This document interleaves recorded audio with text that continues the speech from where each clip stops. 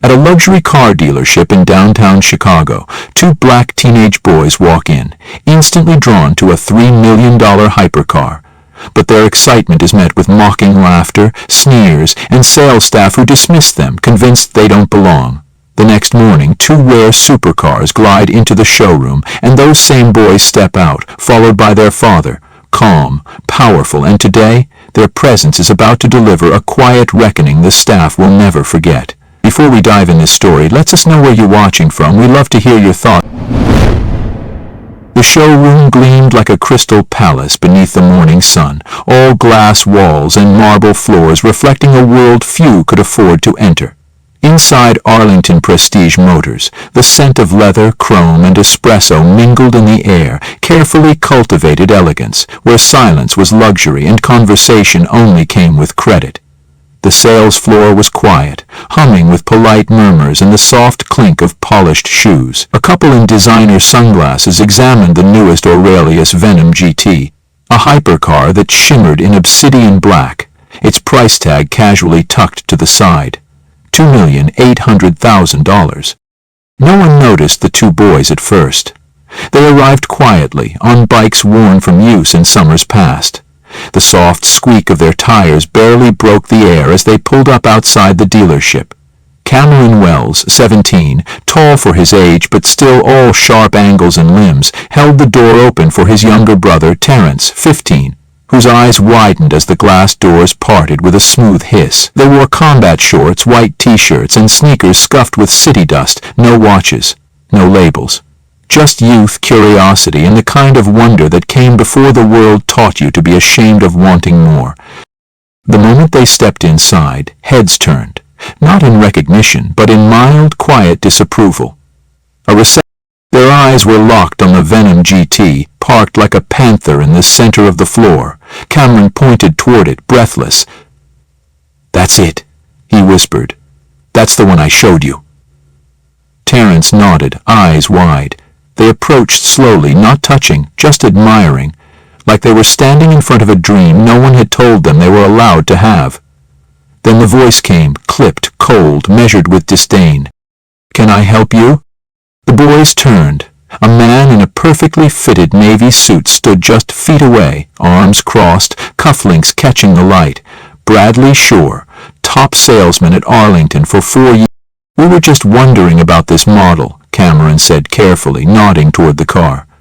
"Does it really go 0 to 60 in under 3 seconds? Bradley raised a brow. His eyes dropped from Cameron's face to his shoes, then to the fabric of his shorts. He smirked, not even bothering to hide it. "You boys know this car starts at 2.8 million, right?"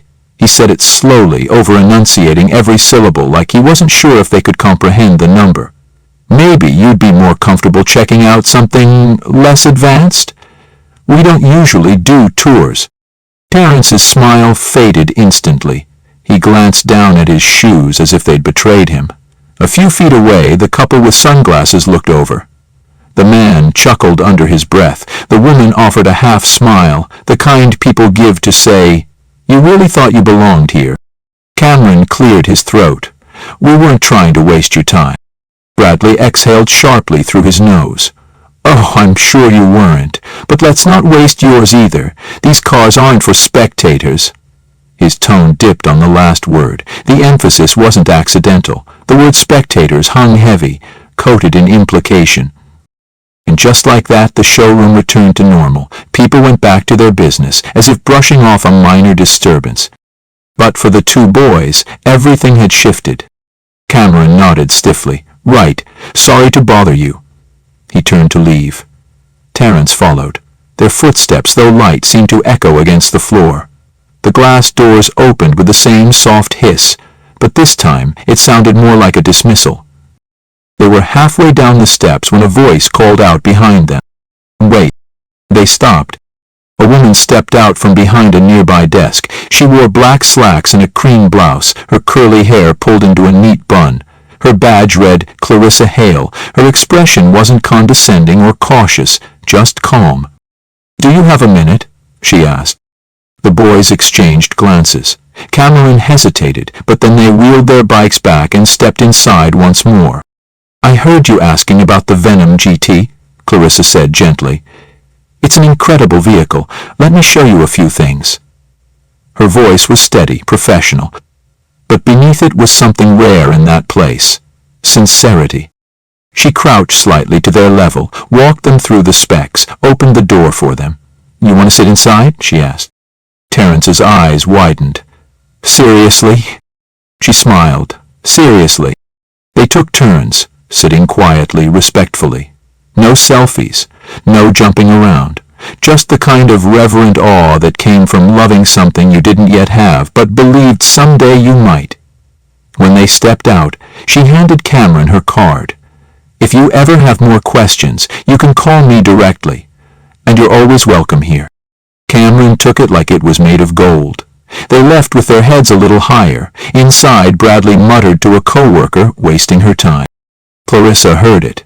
She didn't care. Because something about those boys stuck with her, the way they asked questions most adults didn't, the way they didn't flinch when dismissed, the way they reminded her of someone she used to be.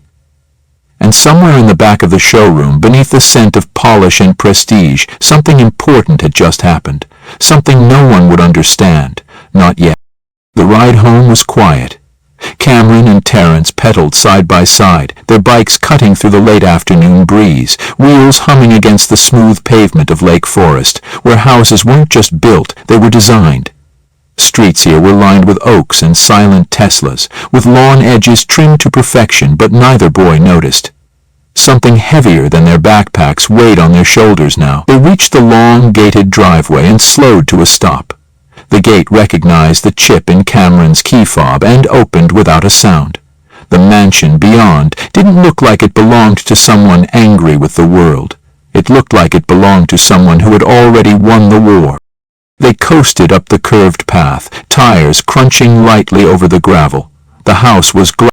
He's probably in the study, Catherine murmured. Terrence nodded. They walked past the minimalist staircase, past the gallery wall of black and white photographs, all originals, until they reached the hallway where the sound of piano used to fill the air. But today the grand piano in the study stood still. Their father sat at it anyway, facing the keys, hands resting on his lap, not playing, just thinking. A tumbler of something amber sat untouched on the side table. He wasn't the kind of man you interrupted. Not because he demanded reverence, but because his presence already commanded it.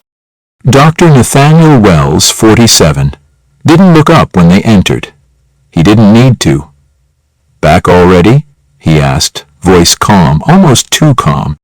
The boys hesitated. Cameron closed the door softly behind them, the click louder than it should have been. Yeah, Terrence said. We didn't stay long.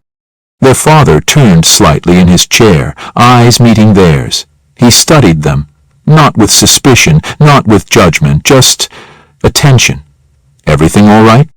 Cameron opened his mouth, then closed it. The reflex was to say yes, to keep it moving, but something in his father's gaze, the weight, the stillness, pulled the truth out instead. No, he said quietly, not really. Nathaniel gestured to the two leather armchairs near the fireplace. Sit.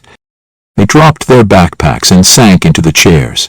The room was silent except for the faint ticking of an antique wall clock and the jazz still playing somewhere above them.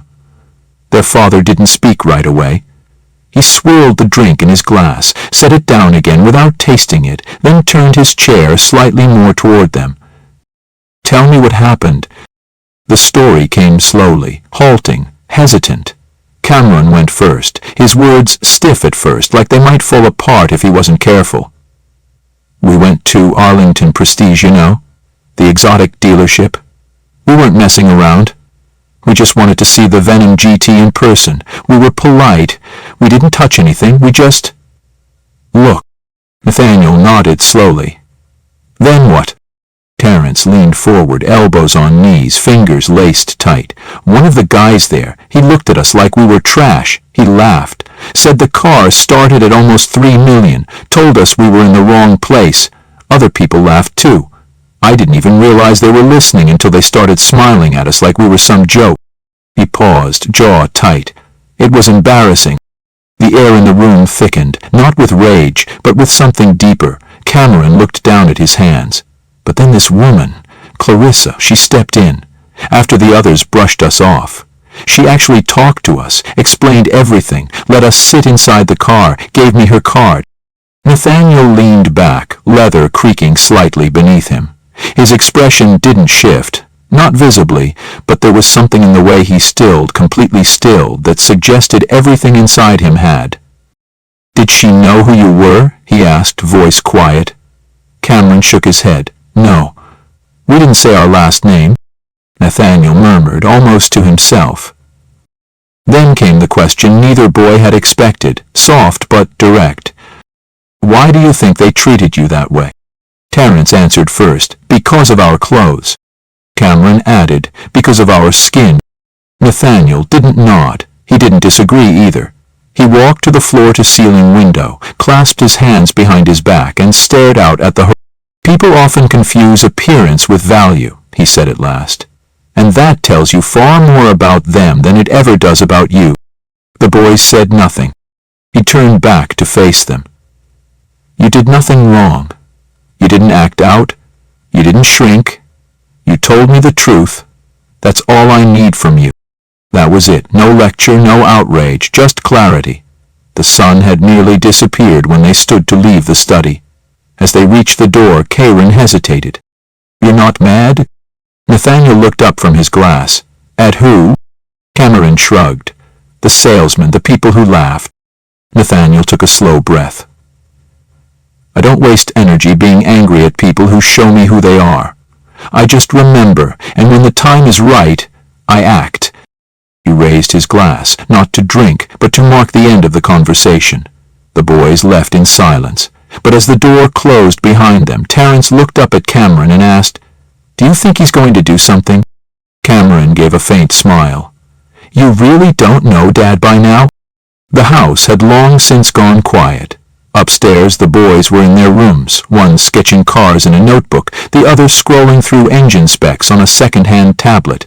But downstairs in the study, lit only by the warm glow of a single floor lamp, Dr. Nathaniel Wells sat alone, his fingers steepled beneath his chin, unmoving. The untouched glass from earlier still sat on the table beside him, but his attention wasn't on it. His laptop screen glowed faintly, casting subtle light across his face, revealing not anger, but precision, purpose. He opened his private contact list and clicked on a name marked only with a single letter, G. A direct line, no assistants, no middlemen. The phone rang once, twice. "Garrison," the voice on the other end answered crisply.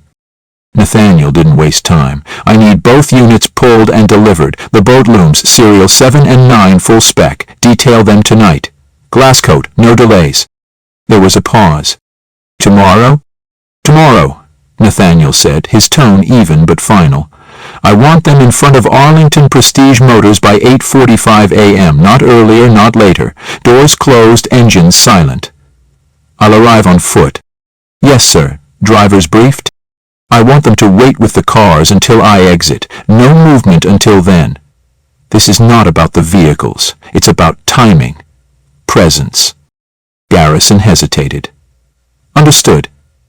You'd like the branding to remain discreet." Nathaniel's lips twitched, just a trace of a smile.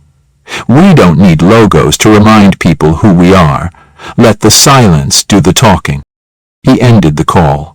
Outside the study window, the trees barely stirred, windless and still. The world was quiet, but something had shifted.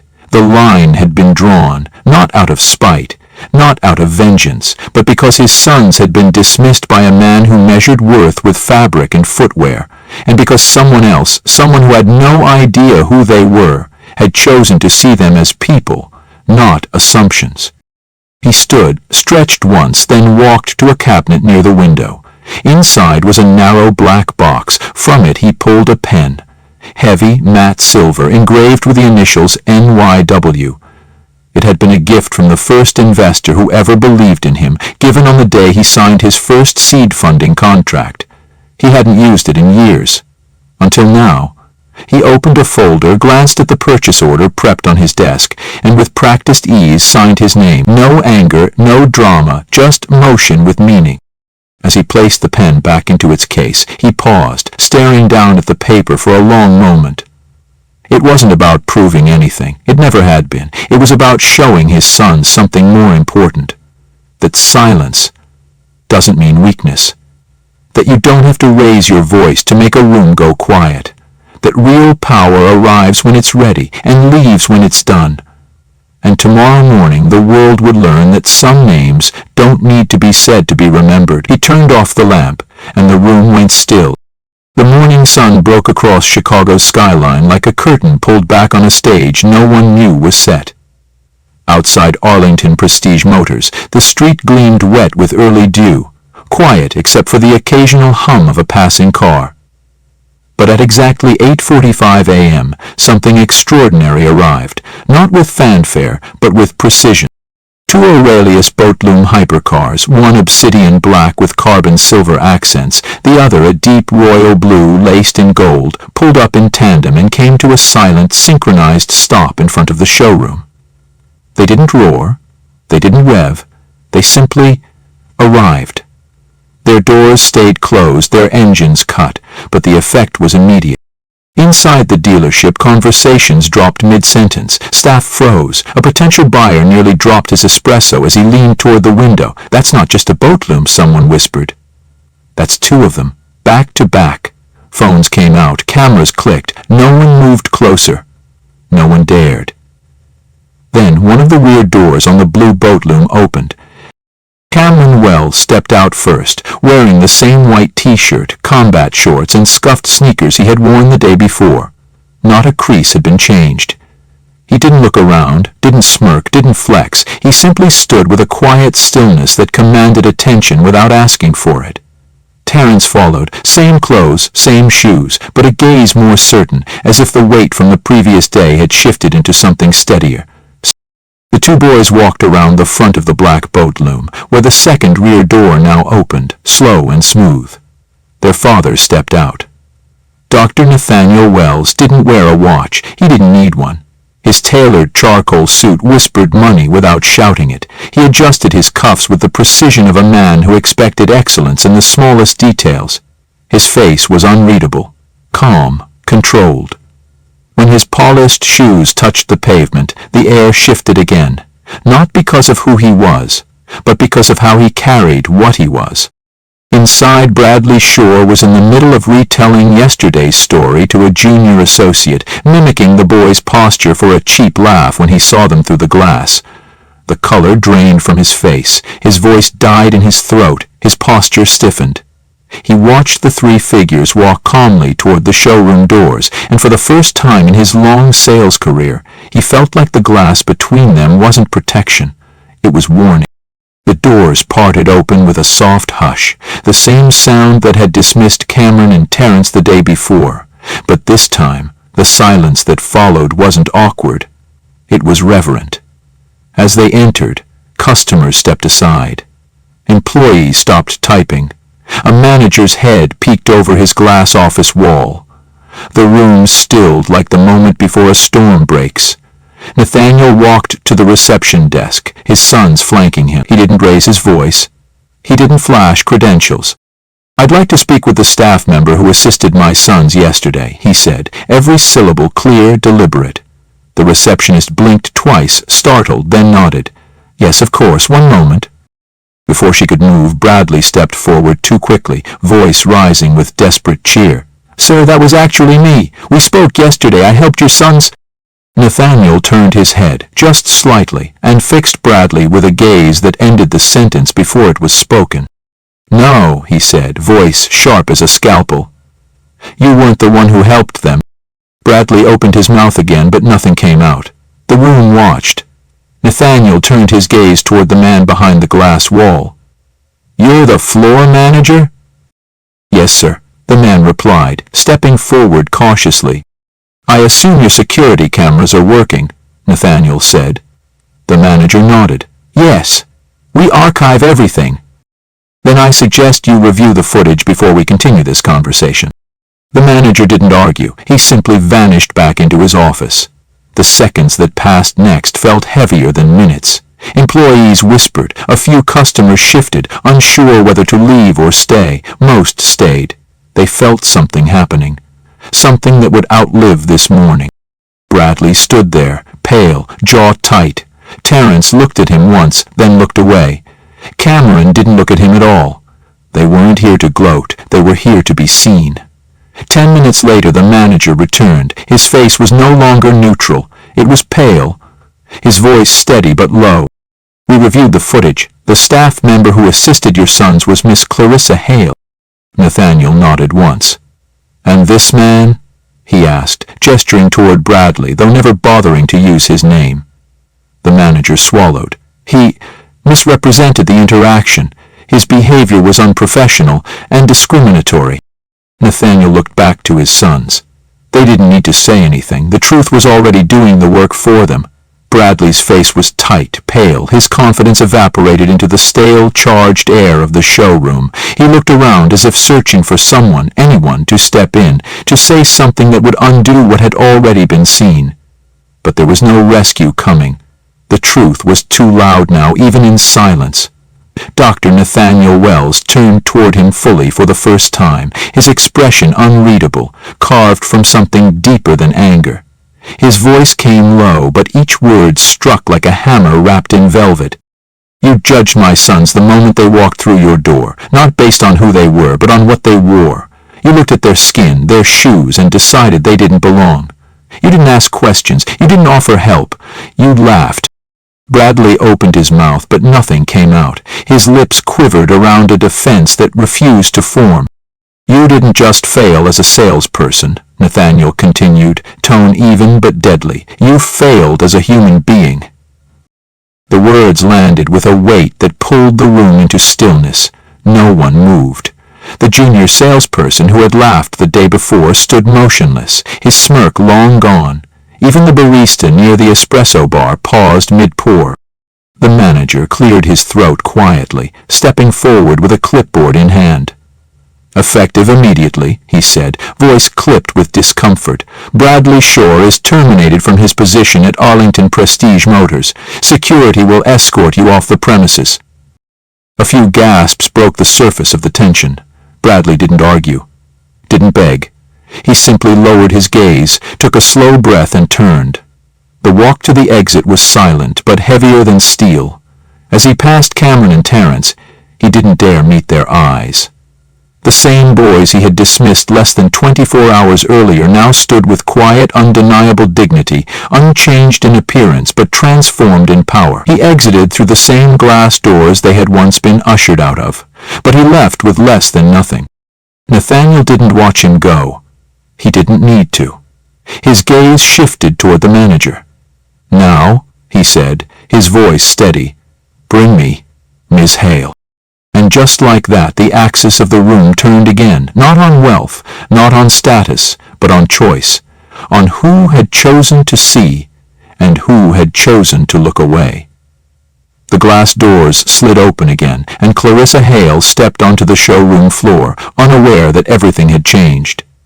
Dressed just as she had been the day before, she carried only her clipboard and the quiet professionalism that had set her apart. When she saw Cameron and Terrence, her expression lit with warmth and concern. "Is everything okay?" she asked softly. Out stepped forward and offered a calm, genuine smile. "More than okay," he said. "You treated my sons with respect when no one else did.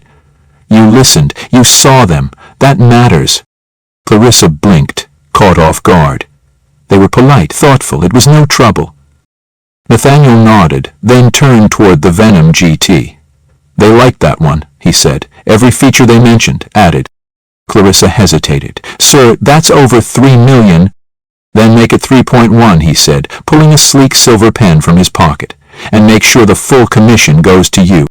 As he signed, the same counter where his sons had once been dismissed now held a deal that would ripple through the room. Staff stood in stunned silence. A few looked away. Some didn't blink. When the final signature dried, Nathaniel handed the keys directly to Cameron and Terrence. "Happy early birthday," he said. No cheering, no posturing. The boys accepted them quietly, with the weight of what they now represented, dignity restored. Outside, the showroom doors opened again. The boys walked out the same way they'd come in, same white t-shirts, same shorts, but everything about them had changed. This time, no one laughed. This time, the world watched. Nathaniel turned once more to Clarissa. "Keep doing what you did," he said. "Kindness doesn't go unnoticed, not forever." She nodded, her voice low. "Thank you." As the Venom GT slipped into traffic, its engine soft and controlled, the dealership held its breath. A quiet ding echoed from the manager's office hours later. Clarissa returned to her desk to find a sealed envelope. Inside, a promotion, senior sales consultant, effective immediately. She didn't cry, she didn't boast. She folded the letter, stood tall, and walked through the floor with quiet power. Her steps spoke for her. Because respect isn't demanded, it's earned, and kindness, it never goes out of style.